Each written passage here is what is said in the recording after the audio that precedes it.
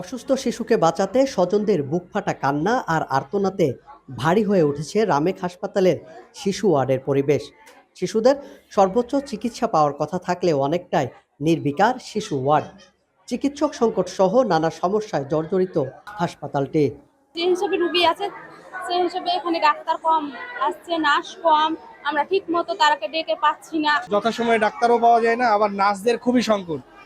150 জন রুগী মেবি আমার যতটুকু ধারণা আছে, মাত্র 3 জন নার্স দিয়ে এটাকে কাভার করা আদৌ সম্ভব না। সকাল 7টার মেডিসিন আমাদেরকে দিতে হয় দুপুর 1টায়, দুপুর 1টার মেডিসিন দিতে হয় সন্ধ্যা 6টায়।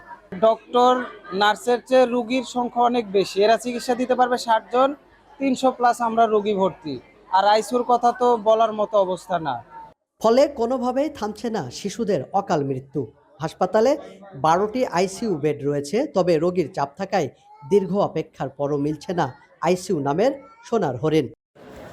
উন্নত চিকিৎসার অভাবে গত 2.5 মাসে রাজশাহী মেডিকেল কলেজ হাসপাতালে মৃত্যুর কোলে ঢলে পড়েছে 53 জন শিশু। কোনো আইসি নাই আর কি, যার কারণে আইসির অভাবের কারণে বাচ্চারা অনেক শিশু মারা যাচ্ছে আর কি। এটাই বেশি সংকীর্ণ দেখা দিয়েছে।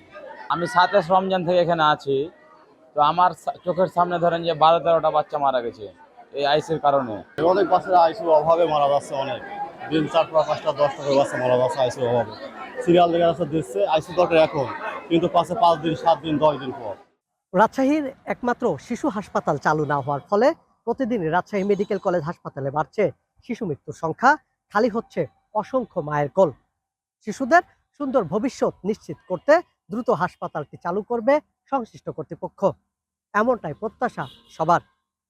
রায়হান ইসলাম, গ্রিন নিউজ, রাজশাহী।